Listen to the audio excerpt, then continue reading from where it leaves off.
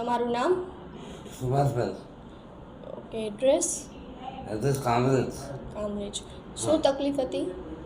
મને છેલ્લા 3 મહિનાથી કફ રહેતો હતો ઓકે. અને લગભગ 4 ડૉક્ટર બની ગયા અને આ 5મી જગ્યાએ છે. ઓકે. કેટલા ટાઈમથી દવા લ્યો છો અહીંયા? એના 10 દિવસ છે. અને કેટલા ટકા રાહત છે?